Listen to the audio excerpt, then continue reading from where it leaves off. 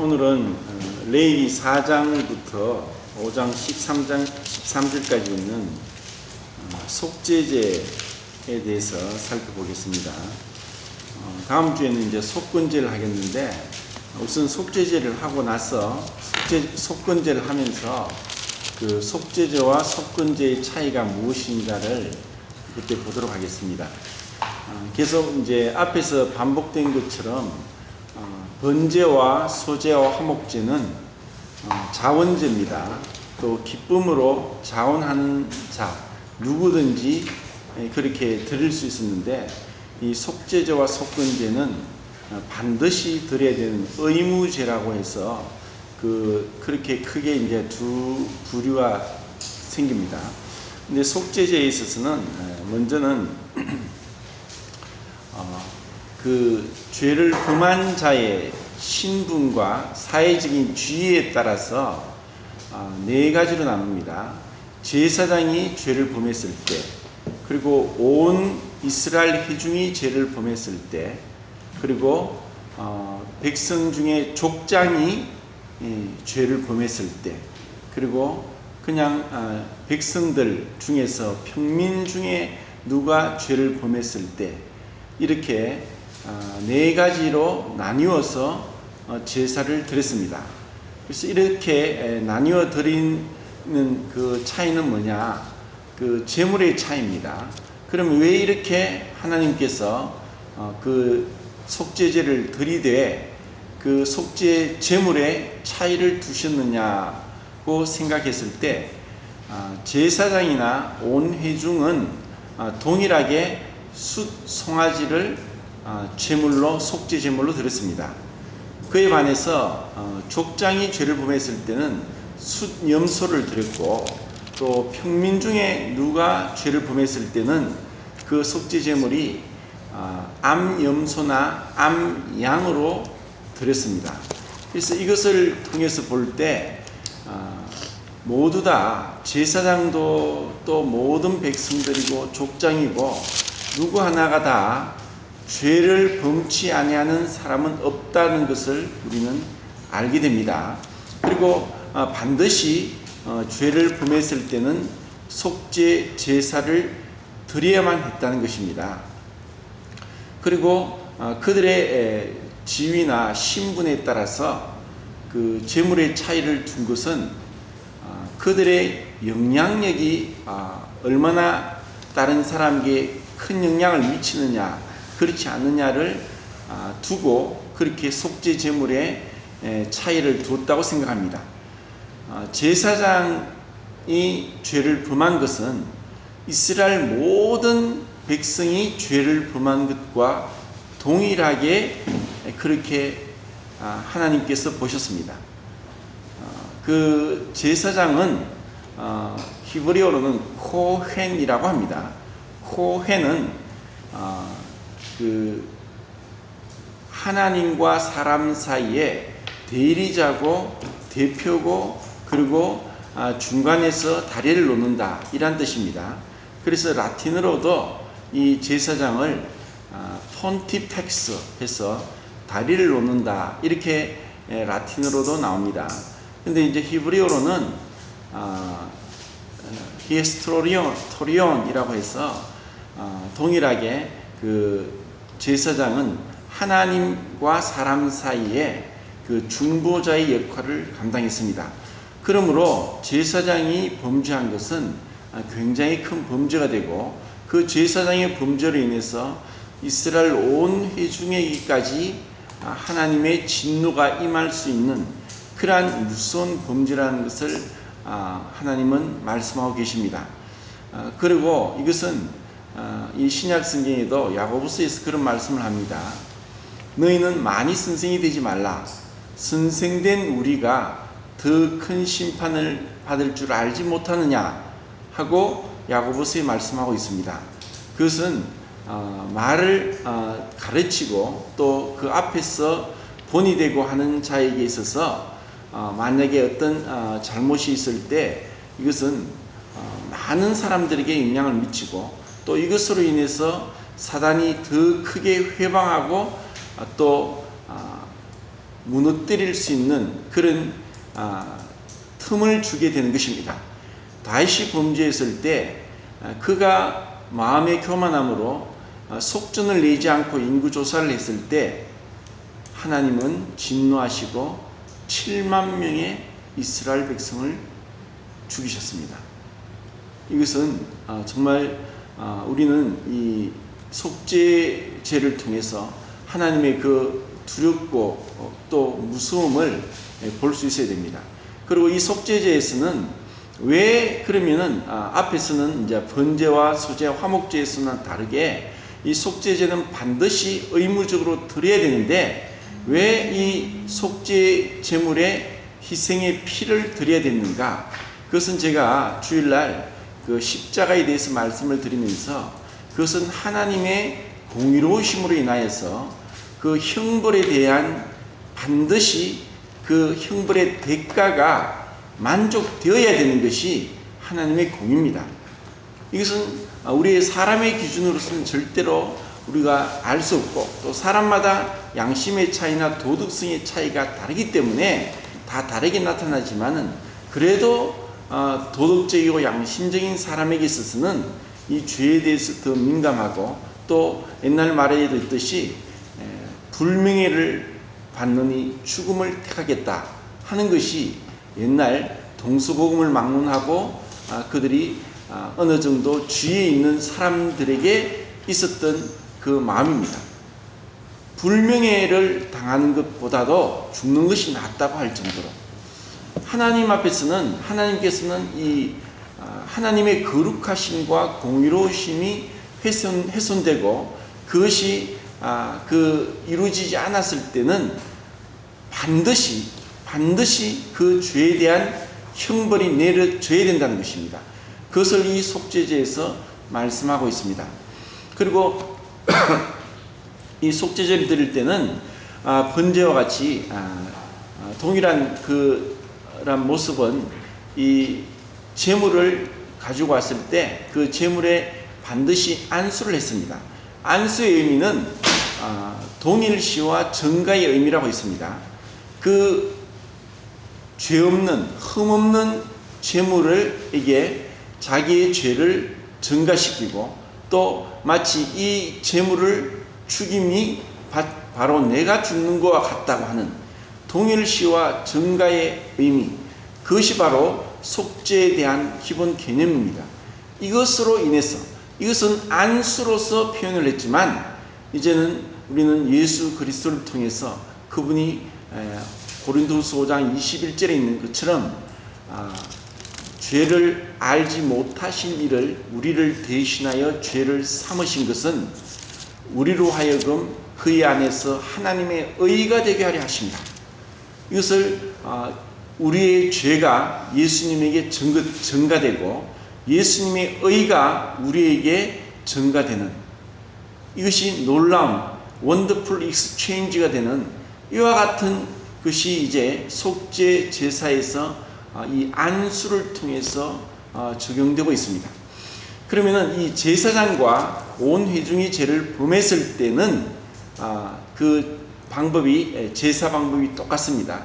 그것은 어떻게 제사를 드리냐 하면은 안수를 하고 그 피를 그 속죄 제물을 죽입니다. 그리고 그 피를 손가락으로 제사장이 찍어서 성소 안에 그 휘장 앞에 있는 금향단에다가 7번 뿌리고 그리고 금향단 뿔에다가 피를 바릅니다. 이것이 이 제사장과 온 회중이 죄를 범했을 때 속죄 방법입니다. 그리고 나머지 피는 번제단 밑에 다 쏟았습니다. 이 피를 그 외 성소 안에 금향단에 뿌리고 바르느냐. 그런데 나중에 그 족장이나 평민 중 하나가 죄를 범했을 때는 성소 안에 들어가지 않고 다만 번제단 주위에 뿌리고 그리고 번제단 뿔에다가 피를 바르고 나머지는 다 쏟습니다. 이렇게 그 차이가 있는 것은 아까도 말씀드린 것처럼 그들의 지위와 또 그 죄의 영향력이 미치는 것에 따라서 그들의 그 제물이 틀렸고 제사 방법이 틀렸고 하나님 앞에서 더 온전하게 또 더 분명하게 죄 사함을 받기 위한 방법으로 그렇게 차이를 두셨다는 이제 생각을 합니다. 그리고 이 피를 다 쏟고 나서 이 마치 그 화목제에 있는 것처럼 모든 기름은 다 여호와의 것이다 해서 사실 그 사람이나 그 짐승에는 그 안에 기름, 지방이 모든 내장의 위치를 잡아주고 그리고 그 지방이 여러 그 짐승에 또 우리 사람들에게 있어서 정말 그 필요한 그리고 여러 유사시나 이런 부분에 있어서 이 기름은 정말 절대적으로 필요합니다. 그래서 아벨이 제사를 드릴 때 양의 첫 새끼와 기름을 하나님께 드렸다고 해서 어떤 분들 중에서 또 모임의 어떤 분들이 이 성경을 가리키면서 아벨이 드린 제사는 피제사가 아니다. 왜? 피가 언급되지 않았기 때문에 피로 드린 제사가 아니다고 믿음으로 드렸다고 가르치는 분들이 있다고 합니다. 그것은 제가 봤을 때 분명히 잘못됐습니다. 왜냐하면 짐승을 죽이지 않고서는 그 기름을 하나님께 드릴 수가 없습니다. 그러면 왜 아벨이 제사를 드릴 때 양의 첫 새끼와 기름을 드렸다고 하고 그 피에 대한 언급이 없었을까? 그것은 제가 봤을 때는 성경의 해석 원칙 중에서 최초 언급의 원칙이 있기 때문에 그 성경에서 피가 제일 먼저 나오는 곳은 어디냐? 그것은 가인이 아벨을 죽일 때 흘린 그 피가 제일 먼저 나옵니다. 그래서 피는 항상 그 죄로 인하여서 온 그 결과다. 죄의 삭은 사망이요. 그래서 하나님은 이 성경을 기록하는 데 있어서 거룩함을 유지하고 그리고 완전한 예표 가운데 성경을 기록하셨기 때문에 아벨이 먼저 제사를 드린 것에 대해서 피를 언급하지 않았을지라도 우리는 그 의미를 이제 레위기를 통해서 그 기름을 드리기 전에 이미 그 피를 흘렸고 향단불에나 번제단불에 손가락으로 발랐고 그리고 향단 앞에 7번 뿌리고 번제단 밑에 쏟았다는 이 말씀을 통해서 반드시 그 양이 피를 흘렸다는 것을 알 수가 있습니다. 그래서 그런 그 시기와 질투와 원한으로 동생을 죽인 가인의 죄로 인하여서 흘려진 아벨의 피가 성경에 제일 먼저 언급되고 있다는 것입니다. 그리고 또 그 앞에 또 피가 언급되어야 되는데 언급되지 않은 곳이 있죠. 그것이 바로 하나님께서 아담에게 여자에게 지어 입힌 가죽옷입니다. 그 가죽옷을 입히기 위해서도 반드시 짐승이 그 피를 흘리고 죽었어야 했습니다. 왜냐하면 우리가 그 번제를 볼 때 그 번제는 그 가죽을 벗기고 먼저 가죽을 벗기기 전에 죽여야 되지 않습니까? 그래서 이러한 그 성경에 있는 표면적인 문자적인 의미 이외에 그 행간을 읽어야 되고 그 안에 숨어있는 뜻을 읽지 아니하면은 우리는 성경에 대해서 오해하게 되고 잘못 해석할 수 있습니다. 이렇게 해서 그 기름을 떼어내는데 화목제에서도 동일하게 이와 같은 방법으로 제사를 드립니다. 내장에 덮인 기름과 또 내장에 붙은 모든 기름과 두 콩팥과 그 위의 기름 곧 허리 근방에 있는 것과 간에 덮인 끝풀 이 모든 기름을 불살랐습니다. 화목제에서도 이렇게 기름을 불살하게 했는데 그게 내장에 있는 것과 또 콩팥이 언급되는 것을 보면서 제가 생각하는 관점은 콩팥은 사람에게 또 짐승이 2개씩 있습니다. 그리고 콩팥은 특별하게 콩팥을 언급한 것은 콩팥이 하는 역할은 많은 역할을 합니다. 첫 번째는 우리가 아는 대로 사구체와 연결되어서 그 배뇨기관 역할을 한다고 생각할 수 있습니다. 그리고 이 콩팥은 체액의 온도 조절을 하고, 그리고 혈압 조절을 하고, 그리고 음식물을 섭취하고 나서 음식물에 있는 간에서 해독 못한 것에 대한 음식물의 독을 해독하는 역할을 합니다. 그래서 콩팥에는 네프론이라는 세포가 각각 100만 개씩 있는데, 그 네프론 세포가 망가지면은 이 요독 작용을 못해서, 그리고 혈압 조절이 안 되어서 혈압이 300, 400, 500까지 막 올라갑니다. 그러면 결국 심장에 무리가 가게 되죠. 그래서 콩팥이 나빠지면은 간에 무리가 되고, 심장에 무리가 가고, 뇌혈관에 무리가 갑니다. 그래서 사실 콩팥은 굉장히 중요하죠. 그리고 이것은 만약에 우리 집을 예를 들 것 같으면은, 집이 아무리 시설이 좋더라도 결정적으로 하나가 문제가 생기면은 그 모든 것이 엉망진창이 됩니다. 하수구가 막히면 끝이 납니다. 우리 집은 지금 25년이 돼서 뻑하면 하수구가 막힙니다. 어떻게 할 수가 없어요. 그러니까 이 하수구가 막히면은 다른 것이 아무리 잘 돼도 이 문제가 심각합니다. 그것처럼 사람에게 있어서 배설이 안 되면은 큰일 납니다. 흔히 잘 먹고 잘 사는 것이 인생의 행복이라 하는데, 잘 먹고 잘 사는 것은 잘 먹고 잘 사는 것과 같습니다. 이렇게 이 배설에 대해서 중요하기 때문에 이스라엘에만 있는 갇혀서 흐르지 않는 물이 있고, 그것을 사해라고 합니다. 사해는, 보통 바다는 염분이 한 3% 정도가 있는데 사해는 30% 됩니다. 그래서 사해에 가면은 정말 몸이 둥둥 뜹니다. 몸이 그냥 가만히 있어도 몸이 둥둥 뜬 거예요. 신기합니다. 그리고 사해에는 희한한 것이 위에도 밑에도 어떠한 생물이 없습니다. 보통 바다 위에는 갈매기나 새들이 날아다닙니다. 왜냐하면 그 바다에 있는 물고기를 잡아먹기 위해서. 근데 바다에, 그 사해 바다에도 물고기가 없기 때문에 어선도 없습니다. 그야말로 죽은 바다입니다. 왜? 막혔습니다. 헤르몬 산에서 내려왔던 요단 강물이 마지막에 닿는 곳이 사해입니다. 더 이상 빠져나갈 곳이 없습니다. 그리고 그것은 굉장히 덥기 때문에 영강수량이 300ml가 안 되는 가운데서 계속 수증기 물이 증발됨으로 인해서 염분 농도가 높아진 것입니다. 하나님은 이스라엘을 통해서도 말씀하십니다. 우리는 매일매일 아침마다 하나님의 은혜 가운데 눈을 뜨고 하나님의 은혜 가운데 하루를 시작합니다.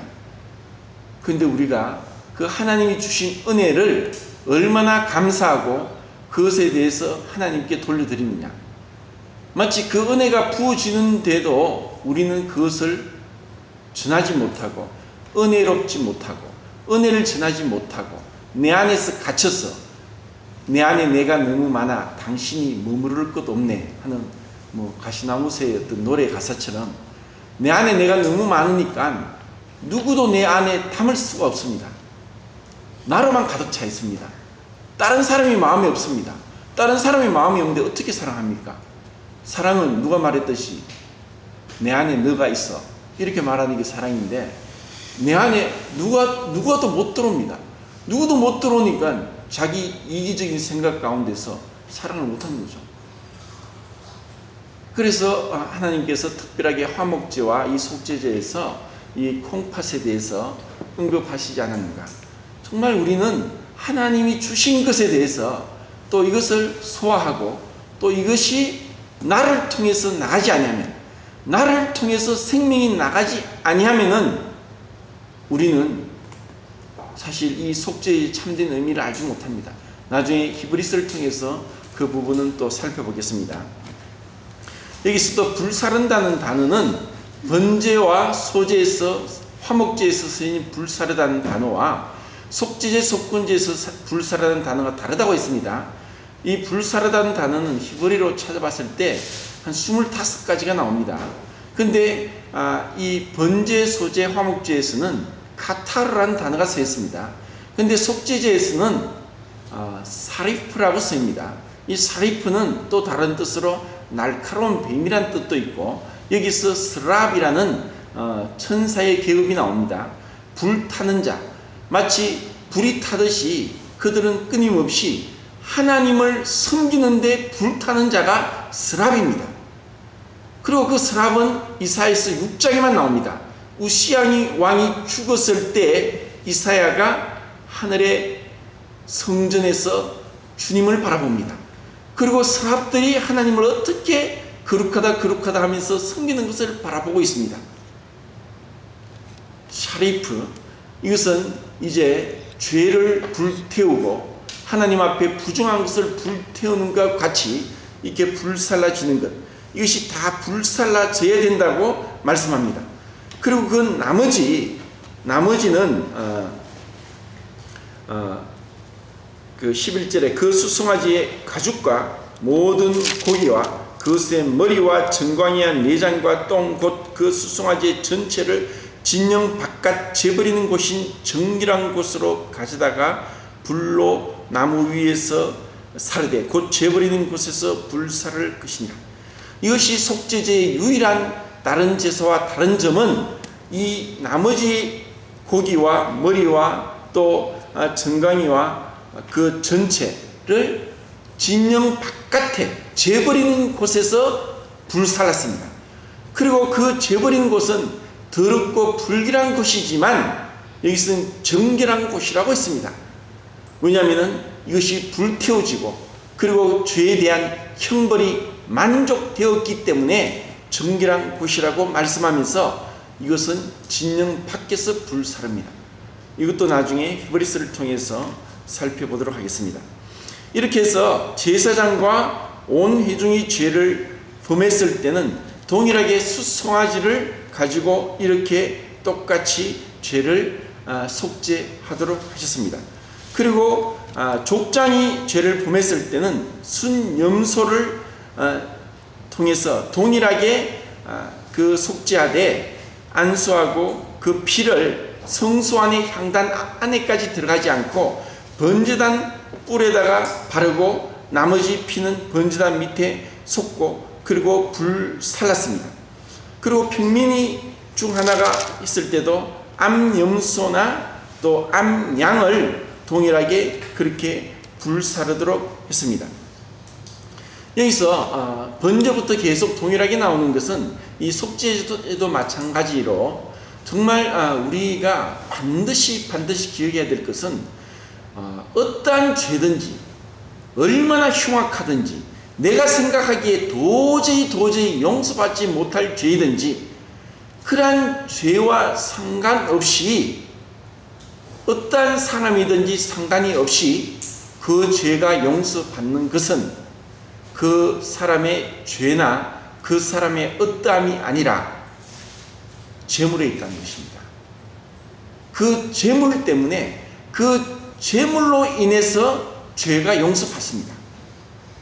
우리가 이것을 알 때 진정한 속죄의 의미, 죄사함의 의미를 압니다. 우리는 모두 다 하나님 앞에 범죄한 자고 의인은 없으며 하나도 없으며 죄를 깨닫는 자도 없고 알지 못합니다. 그런데 하나님께서 우리의 어떠한 죄든지 완전한 제물 대신 속죄 제물 대신 예수 그리스도께서 희생이 되심으로 말미암아 우리의 죄가 용서받는 것입니다. 그것이 바로 안수였고 그것이 죄의 증가였습니다. 이것을 알 때 우리는 죄로부터 자유함을 얻습니다. 죄로부터 자유함을 얻는 것, 그것이 바로 주님이 이 속죄제를 드리게 하는 의미입니다.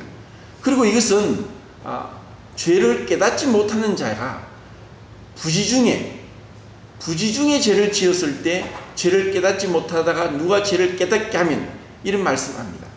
이것은 죄를 깨닫지 못한 자가 죄에 대한 제사를 드릴 수가 없습니다. 그리고 죄를 깨달았으면은 반드시 속죄 제사를 드려야 했습니다. 이 죄를 깨닫는 것은 너무나 중요합니다. 왜 사람들이 여전히 죄 가운데 있느냐? 죄를 깨닫지 못합니다. 이것은 얼마나 슬픈 일인지 모릅니다. 오늘 그 합천의 이현님하고 통화를 하면서 1시간 정도 통화를 했습니다. 이제 그 아들 창원이가 해병대를 이제 21일 날 제대를 했습니다. 그 제대를 하고 그 이제 복학을 내년에 하는데 그 아버지한테 이야기하기를 걔가 몇 살이죠 지금? 제가 하나님 앞에 이렇게 살아서는 안 되고 더 충성스럽게 하나님을 힘을 다해 열심을 다해 섬겨야 되겠습니다. 이렇게 얘기를 하면서 어떻게 하나님을 더 잘 섬길까 하고 여러 가지 얘기를 한대요. 그러면서 이제 그 창한이가 그 뉴질랜드에서 있었기 때문에 영어를 잘합니다. 그래서 미국이 기독교 국가지만 공교육이 무너졌고 또 학교마다 성경을 가르치지 않는다. 그래서 그리스도인 부모들이 아이들이 부모 밑에 있다가 대학 들어가면 다 신앙을 많이 떠나는 것이 우리나라와 같다. 그래서 그 1년 동안 특별하게 아이들을 기독교 교육을 시키는 곳이 있는데 그곳에서 있는 얘기를 듣고 그런 얘기를 했답니다. 그 선생님이 수업 시간에 이제 성령님에 대해서 공부를 하는데 그렇게 그 수업을 할 때 마치 외국의 선교사로 가 있던 분이 와서 그 수업에 참여했답니다. 그래서 선생님이 이야기를 성령님의 역할은 여러 가지 역할을 하는데 죄를 깨닫게 하는 역할도 하신다. 자, 우리가 성령님께서 어떻게 죄를 깨닫게 하시는지 우리 한번 얘기해 보자 하고 이렇게 토론식으로 수업을 했답니다. 그런데 아무도 얘기를 하지 않는데 거기서 계속 기도하는 가운데 이제 선교사님이 자기가 얘기를 하기 시작했습니다. 사실 자기가 이 학생들이 수업하는데 들어올 때는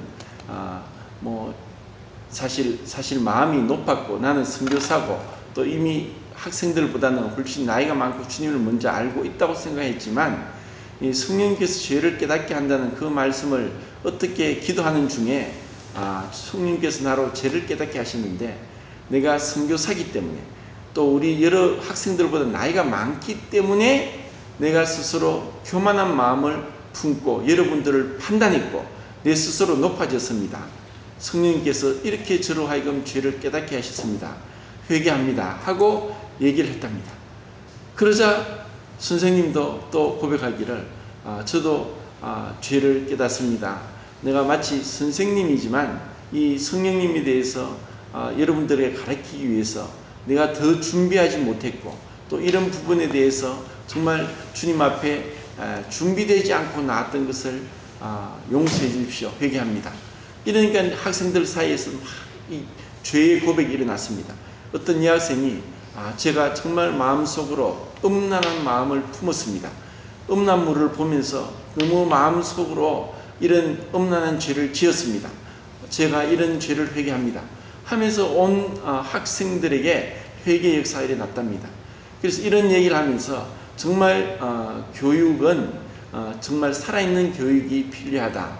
그리고 창한이가 그런 것을 배우고 싶고 또 어디서라도 자기는 이 내 젊음을 낭비하지 않고 주님을 위해서 불사르고 싶다 하고 이렇게 얘기를 하면서 참 형님이 그렇게 힘들게 농사를 짓지만 너무나 뿌듯하고 너무나 아들로 인해서 대견스러워하면서 자랑하면서 1시간 가까이 통화를 했습니다. 사실 이것이 참 얼마나 중요한가. 우리가 이것을 사실 교회가 그런 역할을 해야 되는데 이것이 너무나 당연한 듯이 지나가다 보면은 이것이 형식에 치우치게 되고 지식에 머무르게 되고 또 어떠한 성령의 교통하심과 운행도 없습니다. 그분은 살아계신 분입니다. 그분은 다양하게 우리로 하여금 깨닫게 하십니다. 깨닫지 못하는데 어떻게 용서를 구하겠습니까? 왜 깨닫지 못합니까? 우리의 양심이 무뎌져 있습니다.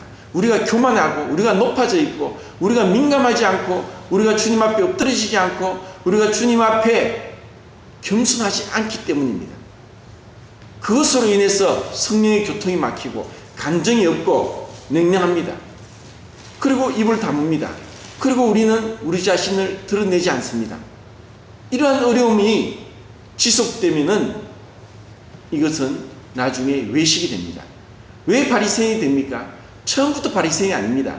그 바리새인은 BC 164년도에 그 마카비의 그 형제들이 정말 주님을 위해서 우리는 그 단호하게 일어서겠다 해서 그들은 이 유대 민족을 위해서 죽기를 각오하고 일어선 분리주의자들이 바리새인의 시초입니다. 그들은 훌륭한 자들이었습니다. 그들은 이스라엘을 구한 자들이었습니다. 그런데 시간이 지나면서 그들은 전통과 유전과 그리고 형식에 사로잡혔습니다. 우리에게 어떤 형식만을 붙잡고 우리는 말씀대로 한다고 하는 것은 그것은 또 하나의 외식이 될 수 있습니다. 형식이 사실 중요하지 않을 수 있습니다. 내용이 없다면 형식은 아무 소용이 없습니다. 우리가 마음 가운데 주님을 향하로부터 민감한 마음으로 주님 앞에 두려워 떨므로 그리고 주님의 음성을 듣고자 하는 마음으로 주님 말씀하십시오. 제가 듣겠습니다. 매일매일 주님으로부터의 교통이 없고 주님의 말씀으로부터 얻어먹는 게 없고 주님의 앞에 기도하는 것이 없음으로 인해서 우리는 무뎌져 있고 또 너무나 둔감하게 그리고 주님의 음성은 언제 들었는지 모르게 엘리 제사장 시대처럼 계시가 없습니다. 영안이 어두워져 있습니다. 하나님의 뜻을 분별하지 못합니다. 주님께서 사무엘을 3번에 불렀는데 엘리야는 몰랐습니다. 왜? 하나님의 음성을 들었지 않은 지가 너무나 오래됐으니까.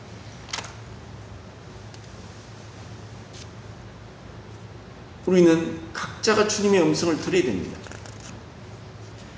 우리는 어떻게 보면은 장성하여서 어른이 되고 다른 사람을 가르쳐야 될 때가 됐는데 영민이가 이제 2년 뒤에 3년 뒤에도 계속 우유를 먹는다. 밥을 못 먹는다. 그러면 건강에 문제가 생깁니다. 때가 되면 밥을 먹어야 됩니다. 그리스도인들도 때가 되면 밥을 먹어야 되는데 젖만 먹으려고 하는 거예요. 사람이 없어요. 그 말씀을 믿는 것과 아는 것이 하나가 되어 온전한 사람이 되어야 되고 그리고 의의 말씀을 경험해야 되고 그리고 성령의 음성을 들어야 됩니다. 주님을 내가 매일매일 그분을 만나면서 살아가야 되는 것입니다. 그것이 없다는 것이 문제입니다. 죄를 깨닫지 못한 상황에서는 속죄제사도 없습니다. 속죄제사가 없으면 죄사함도 없습니다. 죄사함이 없으면 자유함도 없습니다. 진리를 알지니 진리가 너희를 자유케 하리라.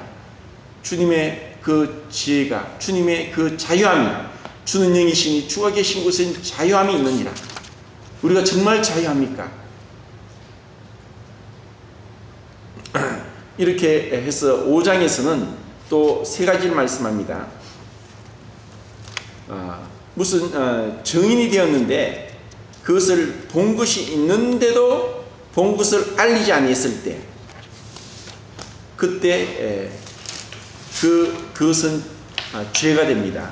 그리고 부정한 것을 접촉했을 때도 죄가 됩니다.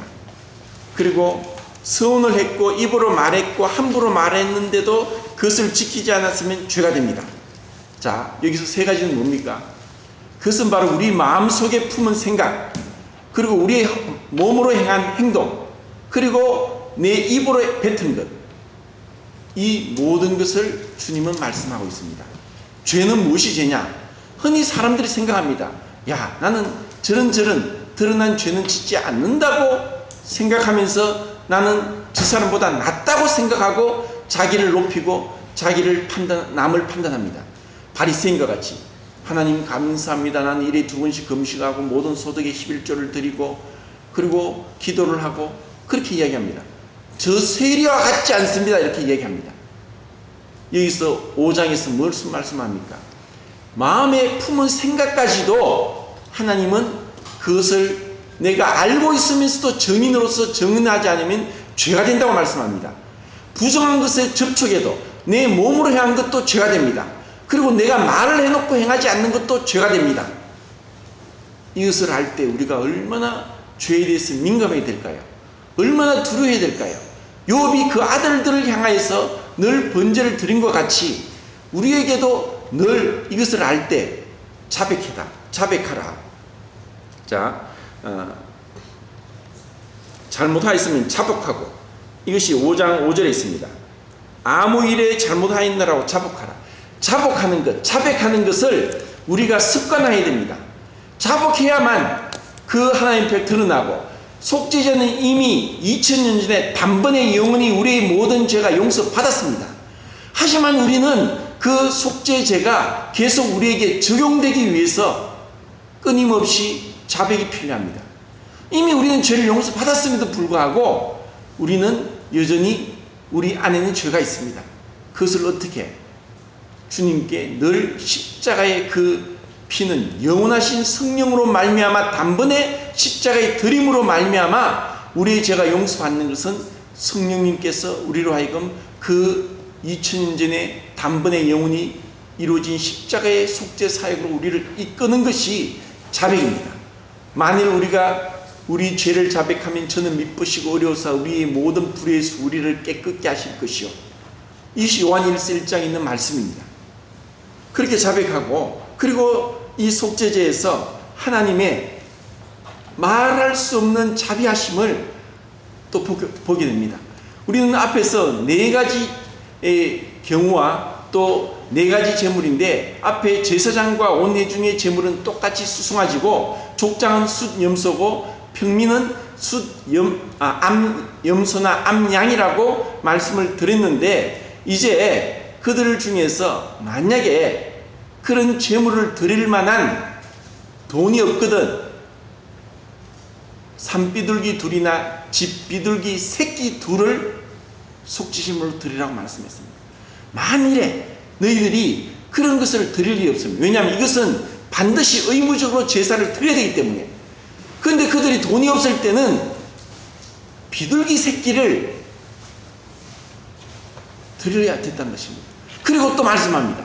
또 만약에 이 비둘기 새끼마저도 드릴 돈이 없다면 고운 가루로 드려라. 얼마나 놀라운 자비하심입니까? 고운 가루는 한 끼 식사입니다. 만약 이것을 드릴 길이 없으면 굶어 죽는 것입니다. 우리에게는 어떠한 죄라도 어떠한 사람도 어떠한 경우에라도 주님 앞에 나가면은 용서받습니다. 문제는 나가지 않기 때문입니다. 주님 앞에 나간다면은 가룟 유다도 용서받을 수 있습니다. 그런데 그는 나가지 않았습니다. 하나님의 자비하심을 우리가 쉽게 생각해서는 안 됩니다. 이렇게 하나님이 얼마나 은혜롭고 자비로운 분입니까? 누구든지 그 죄를 용서받을 수 있도록 그렇게 하시는 것을 보십시오. 대신에 소재와 다르게 소재는 고운 가루에 반드시 첨가되는 것이 무엇이었습니까? 기름, 유향, 소금 그렇게 같이 들었습니다. 그런데 이 속죄제에서 고운 가루에는 기름도 유향도 넣으면 안 됩니다. 왜냐하면 죄를 위해서 드리는 것이기 때문에. 그리고 이것은 고운 가루만 드리는 것이 아니라 다른 제물을 드릴 때 화재로 그 위에 함께 불을 태웠습니다. 자, 시간이 좀 지났는데 히브리서를 넘어가겠습니다. 히브리서를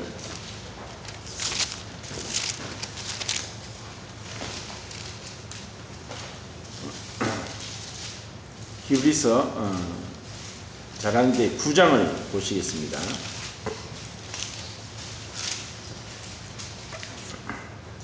9장 11절부터 14절까지 같이 읽읍시다. 시작. 그리스도께서는 장래의 좋은 일의 대제사장으로 오사 손으로 짓지 아니한 것 곧 이 창조에 속하지 아니한 더 크고 온전한 장막으로 말미암아 염소와 송아지에 피로 하지 아니하고 오직 자기의 피로 영원한 속죄를 이루사 단번에 성소에 들어가시느니라. 염소와 홍수의 피와 및 암송아지의 죄를 부정한 자에게 뿌려 그 육체를 정결하게 하여 거룩하게 하거든 하물며 영원하신 성령으로 말미암아 흠없는 사례를 하나님께 드린 그리스도의 피가 어찌 너희 중심으로 입술에서 깨끗게 하고 살아계신 하나님을 섬기게 하지 못하겠느냐. 우리가 잘 아는 대로 이제는 참된 속죄 제물 대신 그리스도의 피로 말미암아 영원히 단번에 우리의 죄를 용서하셨습니다. 그리고 여기 나온 암송아지의 죄는 나중에 민수기 할 때 19장에서 말씀을 드리겠습니다. 그리고 이제 우리는 살아계신 하나님을 어떻게 섬기느냐? 영원하신 성령님으로 말미암아 그것을 들이심으로 영원하신 성령님이 우리에게 그것을 적용시킵니다. 그럴 때 우리로 하여금 자유함을 얻습니다. 이스라엘 백성은 기껏해야 그 죄를 범하고 나서 또 죄를 범하면 또 제물을 바쳐야 했습니다. 그것은 하루일 수도 한 달일 수도 1년일 수도 있었고 1년 뒤에 또다시 속죄 제사를 드려야 했습니다. 이제는 우리는 그럴 필요가 없습니다. 그것이 계속 히브리서에서 말씀하고 있는 것입니다. 13장을 보고 마치겠습니다. 13장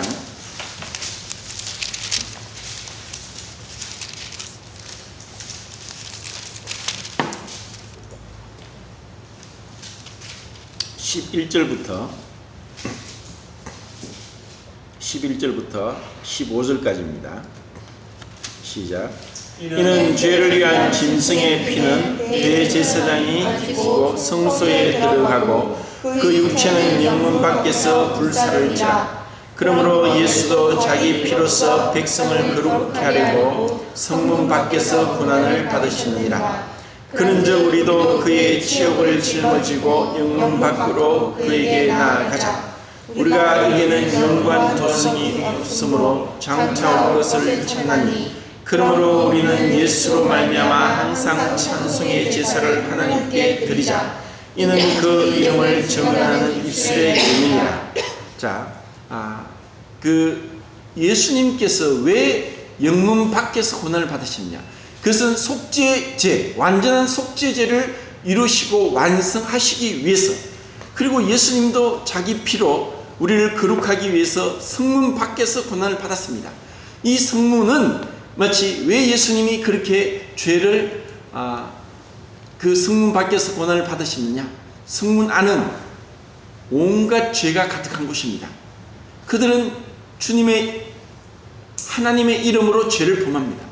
가장 큰 죄는 그들이 권력을 가지고 있으므로 권력을 놓지 않기 위해서 예수님을 결국 십자가에 못 박혔습니다.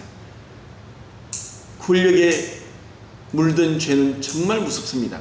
그것은 수단과 방법을 가리지 않고 어떠한 죄도 서슴지 않고 죄를 범합니다. 우리나라가 지금 이와 같은 권력자들이 이런 죄를 범하고 백성들을 속이고 있습니다. 이런 세상 가운데 우리가 함께 섞여서 살아갈 수 없습니다. 세상에서 나와야 되고 세상과 분리되어야 됩니다. 그리고 이들 가운데는 정말 믿는다고 말하는 자도 있습니다. 마치 새를 비둘기나 집비둘기를 드릴 때 하나는 속죄제물로 하나는 번제제물로 드립니다. 속죄제물로 드리는 것은 목을 비틀어 끊으라고 했습니다. 생각하는 것과 말하는 것과 행동이 다른 것은 마치 속죄제물로 비둘기가 목이 끊어지듯이 말하는 대로 행하지 아니한 자는 죽어서도 머리와 몸이 분리됩니다. 주님은 우리에게 이러한 사회에 일어나는 사건들을 통해서 우리에게 교훈하십니다. 그리고 우리에게 주어진 이 속죄에 대한 은혜를 안다면 우리는 어떻게 해야 됩니까? 그것이 바로 전도입니다. 이것이 만약에 내 안에서 갇힌다면 콩팥은 불살라져야 있습니다. 우리는 우리 안에 주어진 이 엄청난 죄사함의 은혜에 대해서 안다면 우리는 이것을 전하지 않을 수 없습니다. 우리가 사회생활 이유는 첫 번째는 내가 먹고 살기 위한 돈을 벌기 위함이 아닙니다.